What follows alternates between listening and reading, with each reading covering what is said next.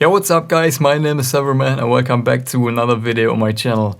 So in today's video I'll be explaining how I made this future bass song that I already showed in the intro of this video, so you already know what we'll be talking about for today. But before we dive into the FLP, let me actually talk a bit about the background or story of this one. So this one was a song that I initially started in January, at the beginning of January this year. And my initial plan was to get vocals for this one and to send it out to labels and release it as an official song. But I never really ended up getting vocals for this, so I kind of thought, okay, what can I do with it? So I ended up putting vocals by Shawn Mendes into this project, which I really liked. And my plan was then to release it as a bootleg, but I didn't do that either because I want to focus more on original songs for now. And yeah, I didn't really know what to do with it, so I ended up now, or I'm ending up now making just a YouTube video about this one and not releasing this one anytime. So for now, I just slapped the mated vocals into this one so I don't get like any copyright issues or something. But yeah, let's dive right into the FLP now. So this is what the FLP of this one looks like. It's not like that organized or something. I just kind of wanted to work quick with this project, so I didn't end up like coloring it or anything. So since the drop is probably the most interesting part for you guys, that's also what we'll be starting with in this tutorial. And let me first of all show you the drums, because these kind of set the foundation for the drop and they're really important. So these are the drums.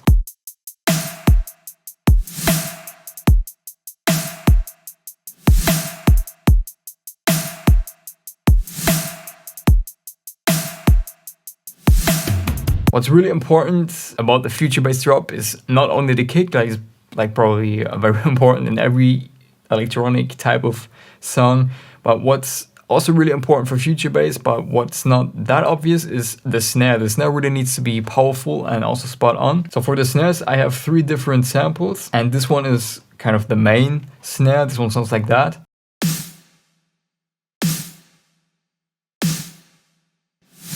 So I also have this reversed snare, as you can see. And this one is also from Cashmere, and this one has a lot of nice body, but also nice high frequencies, which yeah, kind of makes it pop in the entire mix. Then I added 2 more to kind of give more of a yeah, certain character to the snare.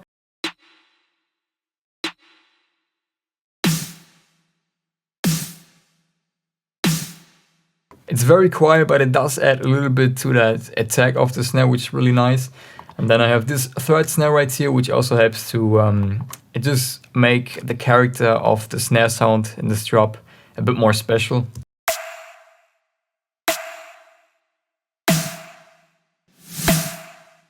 So that's pretty much with the kick and the snare. And then yeah, I have this hi-hat right here, which I pan to the left and right. So it's just, you know, adding a bit of variation to the song, which is always good.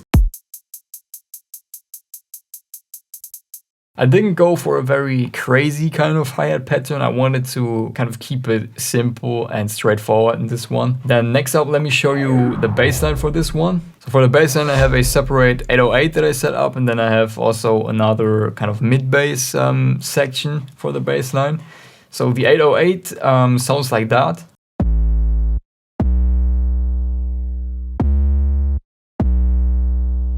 And this one is sidechained to the kick, so whenever the kick hits, the 808 is basically being ducked.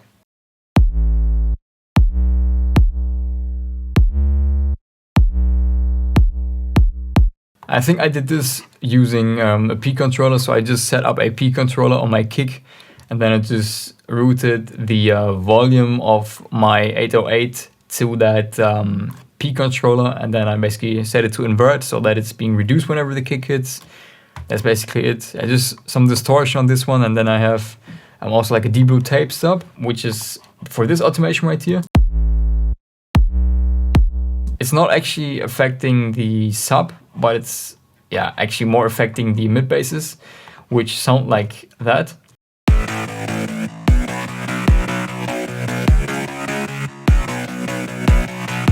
So these bass layers are kind of more progressive housey, if that makes sense. And that's also what I tried to do with this future bass song, is I kind of wanted to give it more of my own twist by adding progressive house elements to this one, which is, I think, quite unique. Like, it's not super unique, but it's a bit unique, kind of, I don't know.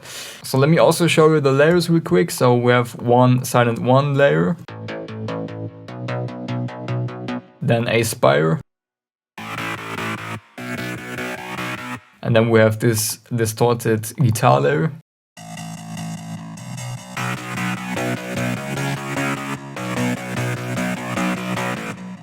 Then next up, let me show you the chords. These sound like that.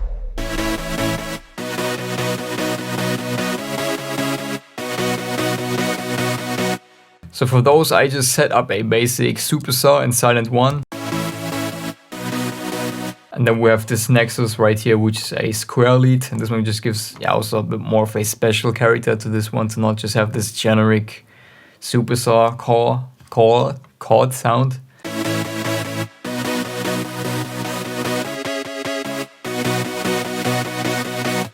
And so let's have a look at the drop leads. So I guess these are also pretty interesting because I went for this guitarish type of lead sound in this one, as you heard in the intro. You're probably wondering like what plugins I used, and the plugins that I used for these is this FL Studio Slayer plugin.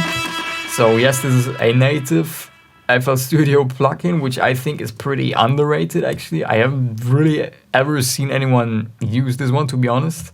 At least not in the like progressive house or future bass scene.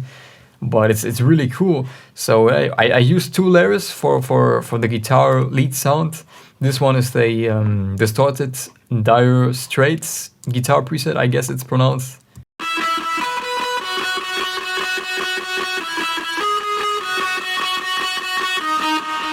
Then the second one sounds like that. It's the rock preset.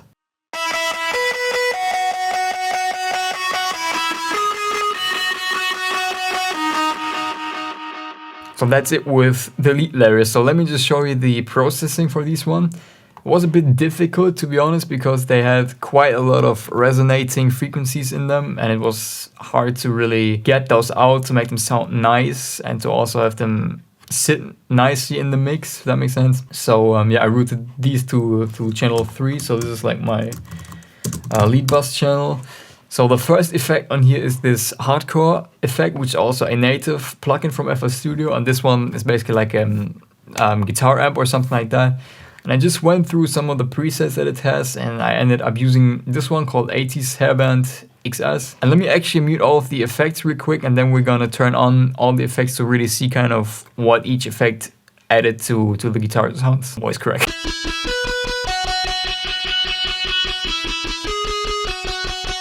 Yeah, I have it on really low intensity just to kind of give it a little bit of character, sort of. And I didn't want it to have it like completely distorted or anything like that. That's too much. Just a little bit. Then I added a EQ to kind of get rid of those nasty frequencies that were in those guitars.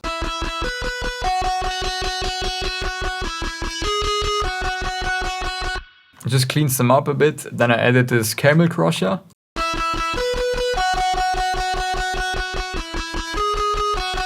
This distorts the guitars a bit and also compresses them a bit. And then we have some more EQing. So here I also did out some annoying frequencies and also reduced the lower mids and stuff.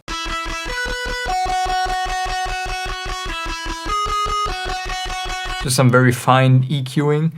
Then I did a low and high cut for these to kind of define the range that I want them to play in. Then we have a stereo enhancer because I felt like they were too wide, and I had the chords wide and also I think the mid bass. Then I added a chorus.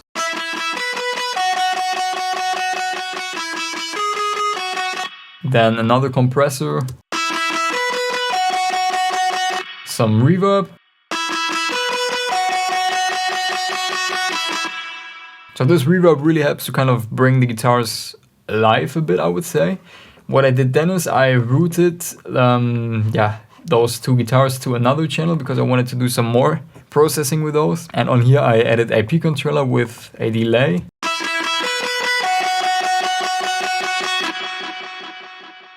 So this delay helps to create this nice kind of fade out when the leads start playing. Dun, dun, dun, dun. It's like a nice ping pong delay, which sounds really cool in my opinion. And the P controller just ducks down the wet signal whenever the leads are playing, so it's not interfering with the dry signal. Then we have another EQ, and this one also helps to just clean it up a bit. So with EQing, it's always about just kind of, you know, using your ears, and you have to see like which frequencies are too much or too little, and then you just have to kind of find those right frequencies. Sometimes it's a bit of like trial and error and a long process to really nail the EQing, but yeah, you just like have to listen and reference to other songs to really kind of nail that. Then we have another distortion.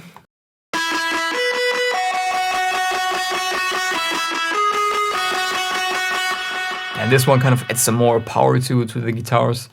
And then we have a low pass filter for automation stuff, like in the build up and stuff to fade in the melody. And then we just have some basic sidechain. So as you can see, the foundation of the lead sound is very simple because we just have those two layers, but the processing was quite a pain, to be honest. Yeah, but that's then pretty much it with like the main elements already in the drop. So then what else do we have? Let me show you yeah, like some more ambient sounds and fake sounds that we have down here. So this one is like a monster type of girl voice sound, and I used this one in this future bass drop. I felt like it kind of added, yeah, a nice atmosphere, emotional vibe to it.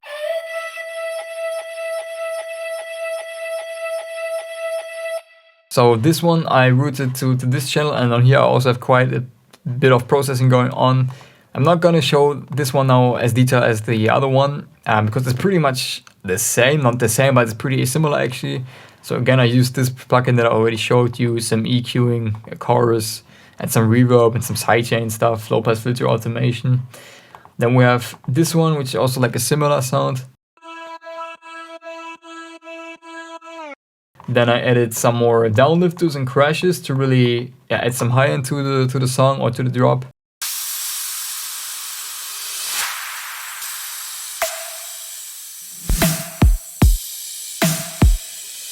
Then I added this clock ticking sound, also kind of makes it a bit more interesting, the drop a bit, I would say.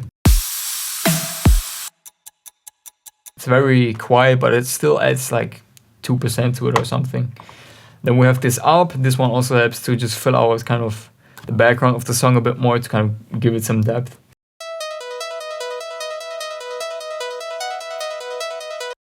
Then we have this sound right here, which is from Flex, I believe. I think the ARP is from Spire. So yeah, these are two sustained sounds from Flex. Then we have this one right here. And then in the second half of the drop, I just added a riser to it to kind of, you know, make sure that the listener knows, okay, the drop is kind of getting to an end. It really helps to do so. And then I just added this ambient piano right here.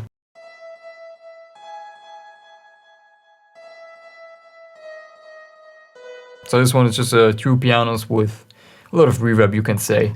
So again, let me kind of start with the drums, and then I'm just gonna like add all of the sounds to it so you can really see how the kind of the drop really comes together.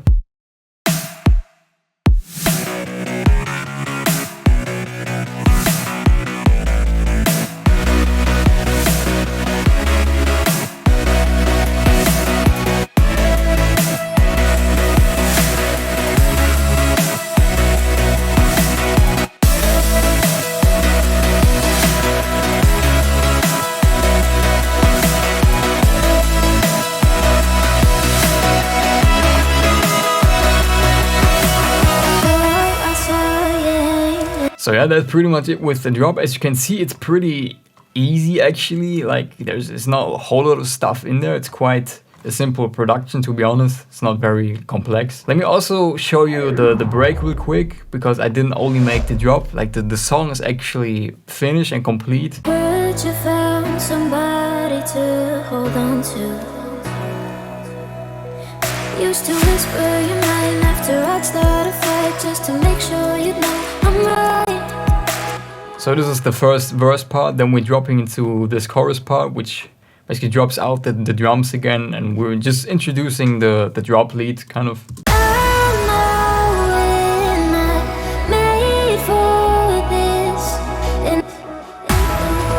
yeah, then in the build I'm just adding some snares to kind of, you know, create some tension. Like that. Then the second verse sounds like this. It's pretty much the first verse, just with the drums from the beginning in there, you can say.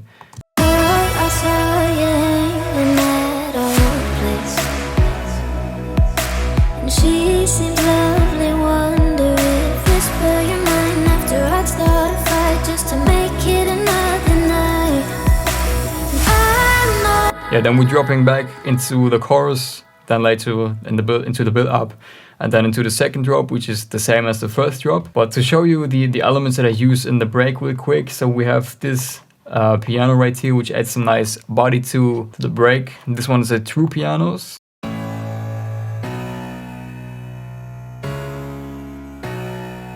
And then I have these drums on top of that one in like the second half of the first verse, and also in the second break.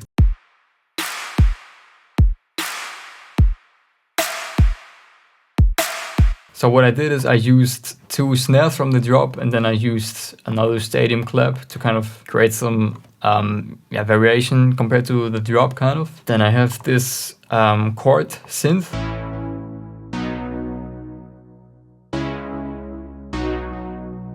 Nothing special about this one. Then I added some vinyl noise crackling,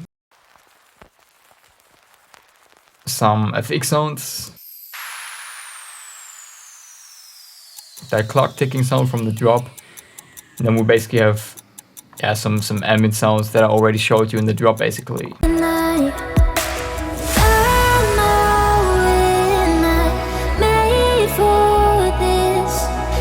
Yeah, then in the verse part we have this break bass.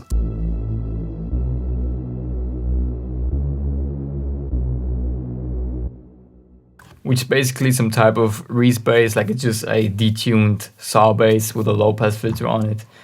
Then we have these break chords.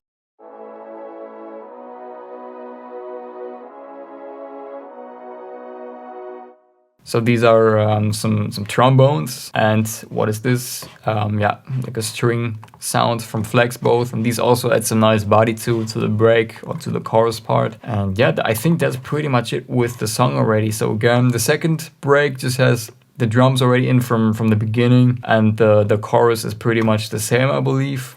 And the second drop is the same as well as the first drop. So once again, or not once again, let's actually play the entire song from first break to second drop.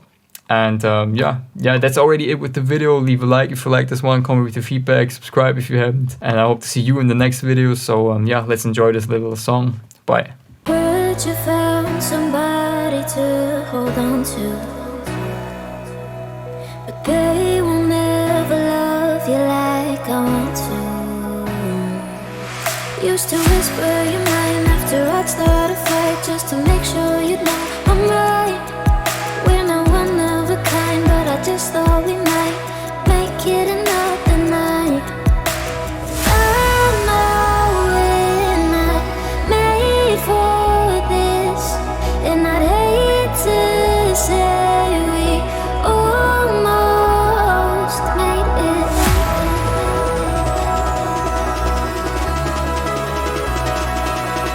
And I'd hate to say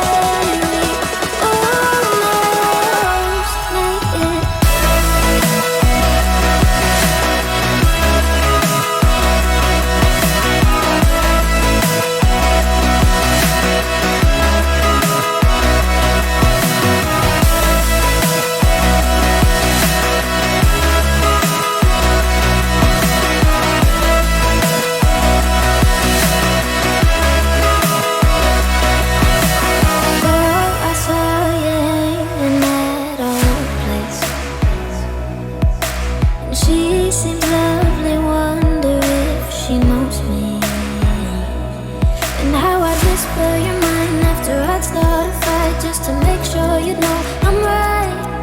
We're not one of a kind, but I just thought